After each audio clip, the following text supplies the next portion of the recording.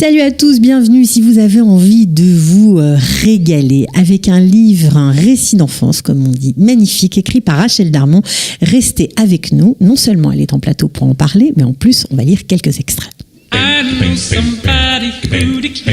Sortez, respirez, c'est le Quality Time. Rachel Darmon, bonjour. Bonjour. Super contente de vous recevoir parce que lorsque j'ai lu votre livre, c'était comme une friandise, comme une gourmandise. J'étais pas du tout préparée à ça.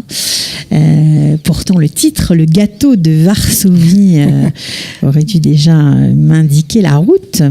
Alors, est-ce que je peux dire que c'est de vous parlez, la petite Anna qui est décrite dans ce livre? Alors d'abord, merci de m'inviter. Mais de rien, grâce à vous, j'ai pu venir en train pour la première fois de ma vie à Jérusalem. C'est très émouvant. Oui, alors c'est comme vous l'avez dit, c'est un récit d'enfance, autofiction. Et c'est basé sur mes souvenirs d'enfance. Mais je me suis permise de changer en fait les noms. Parce que c'est difficile de parler de ça à la première personne. Alors, vous n'avez pas changé tous les noms? Alors, j'ai changé, je m'appelle Anna Alterman. Mais les noms des défunts, donc c'est la magie de l'écriture. Vous vous appelez Anna Alterman, oui. Dans le livre. Je suis Rachel Darmon Markovitch. Dans le livre Petite Anna Alterman. Et les noms des défunts, ce sont leurs vrais noms. Donc j'ai ramené avec moi ma grand-mère et mes vieux et mes oncles. Et j'ai pu ramener à la vie, grâce à l'écriture, tous les anciens, mais les gens encore vivants, ma famille, j'ai changé les noms. Alors c'est extrêmement drôle, corrosif et en même temps très tendre. Alors je vais lire un petit extrait juste pour donner un peu l'ambiance. Mon nez a été directement importé d'Europe de l'Est, de Vilna. On n'en fait plus des comme ça. On a arrêté la fabrication en 1941. Liquidation totale en septembre 1943. Aujourd'hui, on n'y fabrique que des petits nez en trompette retroussée, des nez de blonde. D'ailleurs, aujourd'hui, on ne parle plus de Vilna, mais de Vilnius, capitale fleurie et pittoresque de la charmante Lituanie. Mon nez, lui, vient de la Jérusalem du Nord, la ville qui fut allemande, puis polonaise, puis russe, avec toujours une grande communauté juive, une importante spirituelle inégalée, un yiddish pur et juste, celui des Litvaks, des écrivains juifs, des écoles juives, des journaux juifs, une université juive, un théâtre juif, des pogroms. Bref, voilà, on pourrait continuer à lire tout ça. Alors, ce nez vous vient de votre grand-mère, c'est ça? Oui, alors voilà, là, en fait, c'est directement, on touche au problème de l'héritage et de la transmission. Qu'est-ce qu'être juif aussi? Qu'est-ce que m'a transmis ma grand-mère? Et toutes les grand-mères appartiennent à un monde, en fait, qui n'existe plus. Mais quand on est comme moi dans la deuxième génération de la Shoah, là, c'est carrément un monde qui a été anéanti. Et ma grand-mère était le passage entre ce monde disparu et le monde dans lequel je suis née, Paris. Alors, ce qui est très drôle dans le livre, c'est que vous parlez comme une petite fille et vous parlez beaucoup de votre corps. Alors ça, c'est assez marrant parce qu'on parle beaucoup de nourriture. Mmh. Alors de la bonne, de la moins bonne, c'est selon. Si vous êtes ashkénaze ou séfarade, vous verrez ce que vous préférez. Des cornichons, évidemment. Ouais. Pourquoi c'est tellement important ces cornichons? Alors, je pense que beaucoup d'Ashkénazes me l'ont dit, mais chez moi, c'est pareil, c'est vraiment, comme je le dis, ça fait partie des valeurs culinaires de la famille. Mais en fait, c'est vraiment une question de transmission, et je pense que la transmission, ça se passe par la nourriture, par la culture, par la langue, par la nourriture. Et le corps, quand on écrit un récit d'enfance, c'est un peu une quête identitaire, et on commence par son corps. Enfin, moi, j'ai commencé par le corps. Vous ne vous épargnez pas. Alors voilà, on va dire ça comme ça directement. Tout y passe. Les défauts, c'est surtout les défauts. Et en fait, donc encore, je reprends le thème, c'est quand même être né après la Shoah. Ouais. Et c'est comme si dans mon corps, j'avais gardé les cicatrices de cette douleur, de cette horreur. Et comme si on pouvait pas naître. Personne ne n'est parfait, mais là, j'ai vraiment. Mais en même temps, très drôle. On rit vraiment. Oui. On rit, on sourit d'un bout à l'autre. Alors, c'était aussi l'idée de humour juif encore. J'ai voulu vraiment reprendre cet humour un peu humour shtetl. On est déjà en dehors du problème, on en rit, donc il est moins grave. Ouais, c'est tout à fait marquant. Alors, on parle du nez, on parle de l'œil bleu et de l'œil vert, on parle de vos seins. Bref, vous n'êtes pas épargné des pieds de votre grand-mère. Ça, c'est très, très drôle. Oui. On parle, en fait, mon mari m'a dit il n'y a pas longtemps, les cornichons, j'ai compris, c'est les corps et le nichon. C'est pour ça que tu parles des cornichons. J'ai dit, ah oui. J'y avais pas pensé. Alors, il y a aussi alors, on vous voit grandir, on voit une petite fille, et puis on vous voit grandir, ça va jusqu'à l'adolescence. On vous voit rencontrer, vous qui êtes d'un milieu complètement assimilé, quoi, qui garde très fort au niveau identitaire, on va dire ça comme ça, pas pratiquant. Anti-religieux, carrément. Anti-clérical, anti-religieux. D'ailleurs, j'explique pourquoi. Hein. Beaucoup de rescapés de la Shoah avaient quand même des comptes à régler. Mais très juifs. Mais très, très juifs, pas du tout assimilés. Non, quand je dis assimilé, c'est au niveau de la pratique. C'est tout. Ah oui, mais c'est un choix. Hein. Donc, c'est vraiment pas assimilé. C'est un juif laïque qui rejette la religion. Et moi, enfin, j'ai pu rencontrer quand même, heureusement qu'à Paris, il n'y avait pas que des Ashkénazes.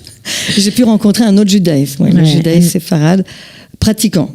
Voilà, tout à fait. Et vous racontez vos premières émotions, vous êtes complètement comme une extraterrestre, on va dire, qui arrive dans une famille un peu pratiquante. Vous demandez, mais qu'est-ce qu'ils font? Votre petite copine vous dit, on va faire le schéma. Le schéma, quoi? Tu fais de la géométrie avant d'aller te coucher? Enfin, c'est assez drôle. Ouais. C'est deux mondes qui se rencontrent. Et ils étaient très pratiquants, enfin, ils le sont toujours d'ailleurs. Une famille vraiment très, très riche, marocaine, avec tout l'héritage et tout un judaïsme vivant, dans la joie, dans la couleur, dans l'étude, qui n'avait rien à voir avec ce que moi je vivais. Et ce qui est intéressant, c'est les rencontres. Ça, c'est sûr, c'est enrichissant. Sûr. Alors justement, on va parler d'un autre, parce que tout y passe, hein, toute votre vie, on va dire, tous vos souvenirs d'enfance y passent. Et il y a un moment sur Claude François. Voilà. Ouais. Alors, je vais lire un petit bout parce que vraiment, je voudrais que vous fassiez l'effort d'aller acheter le livre parce que vous allez vous régaler. Je n'aime pas Clo-Clo. Clo-Clo, c'est Claude François. C'est un chanteur. Il n'est pas sérieux, il est yéyé. Chez moi, on n'écoute pas les chanteurs yéyé. Mon père, avec ses lunettes, sa moustache noire, ses costumes et ses cravates, n'a pas le temps pour ses futilités. En plus, Clo-Clo n'est pas juif. Il est né en Égypte. C'est un bon point pour lui. Jean Ferrat, lui, il est juif, mais il est communiste. Alors, on ne l'aime pas. Enrico Macias, il est trop africain. Il y a tellement de joie et de soleil dans sa musique qu'on ne peut pas croire qu'il est juif. Alors, on ne l'écoute pas. Voilà. En fait, vous savez, dans les récits d'enfance, il y a des thèmes qui reviennent parce que l'enfance, c'est un peu commun à tous. Donc, tous, on a l'école, les vacances. Et il y a souvent le premier souvenir. Et moi, après l'avoir écrit, je me suis dit, moi, un des premiers souvenirs... Enfin, c'est pas mon premier souvenir, mais moi, je parle de la mort. Hein, quand j'ai appris que la mort n'était pas seulement dans le passé, ça a été un choc pour moi, la mort de Clo-Clo. Je pense pour ceux de ma génération ont tous gardé. Ouais. Mais c'est pas anodin que dans ce livre, donc, qui se place donc après la Shoah, c'est ce souvenir que j'ai voulu garder et pas un autre souvenir. Maintenant, c'est une composition. Vous savez, quand on raconte son enfance, on compose, on exagère, on trie, on en rajoute. Donc, voilà, on peut faire ce qu'on veut. On pense aussi au petit Nicolas quand on lit votre livre. Tout à fait, ouais. Surtout quand vous racontez les différences entre vos deux parents. C'est assez drôle.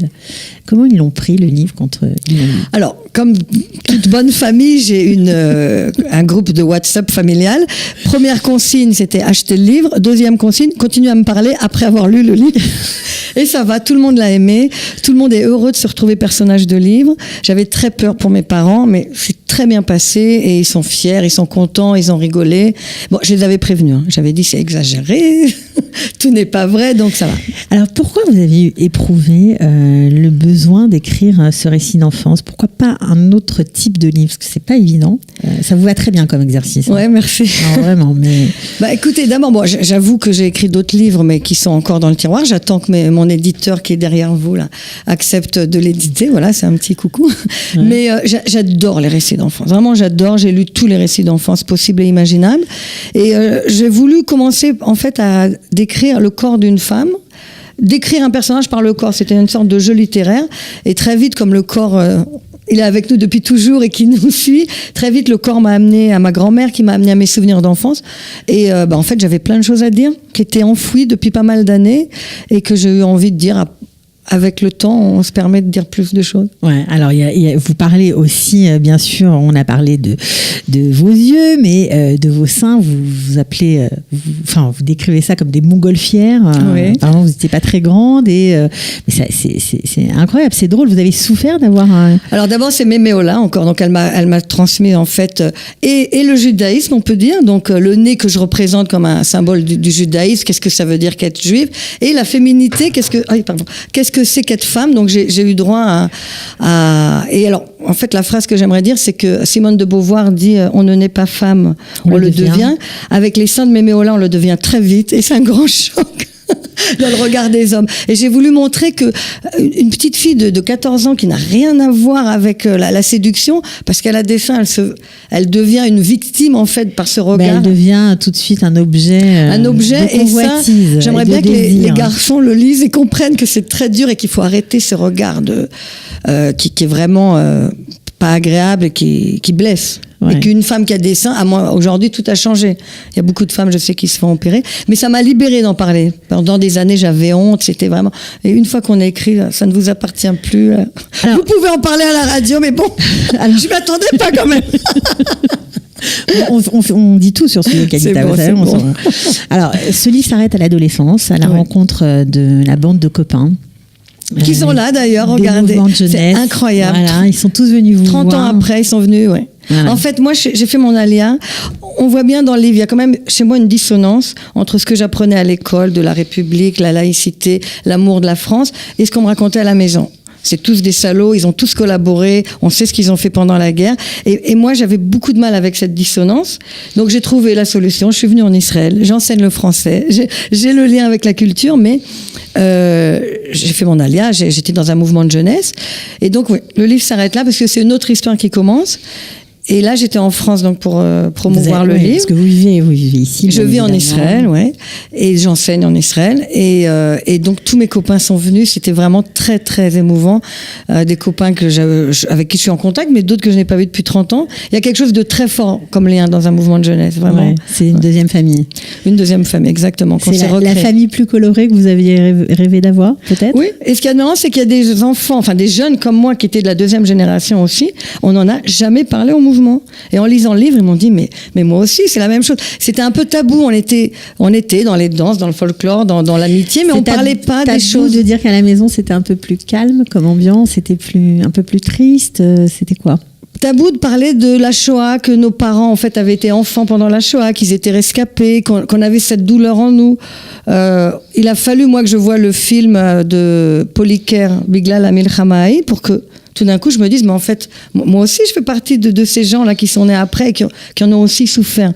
C'était aussi indécent d'en parler juste après. Ils avaient tellement souffert, nos parents, nos grands-parents, que nous, on était nés en France après. C'est pour ça que vous avez choisi le récit d'enfance pour raconter cette histoire. C'était plus facile de prendre de la distance. Exactement. De jouer avec les mots, de dire ce qu'on veut. Ouais, beaucoup plus facile. Ça fait moins mal? Oui. Ouais. Avec l'humour, ça passe mieux. Avec l'humour, ça passe mieux. Bon, en tout cas, c'est un livre délicieux. Donc, Gâteau de Varsovie, bien sûr. Cacher. Ouais. Tralavie et Parvé à la fois.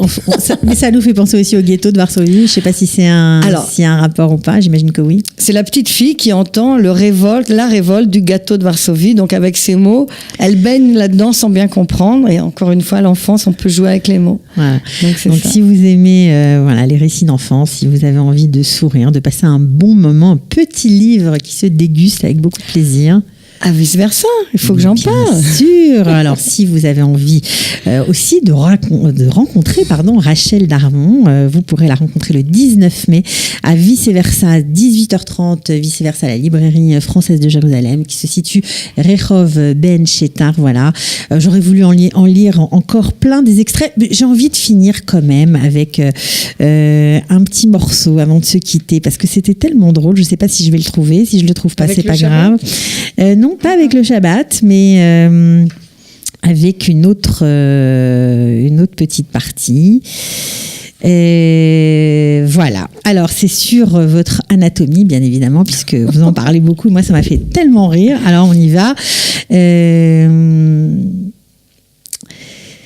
En attendant, il faudrait que nos seins poussent, sinon nous n'intéresserons jamais personne. Il faut dire que Delphine a les cheveux gras, fins et collants. Laurence est très belle, blonde aux cheveux courts. Moi, ça va. Petite, compacte, les yeux pratiquement verts, les petits doigts atrophiés, les pieds carrés, bonne en sport, copine avec tous les garçons, ultra plate.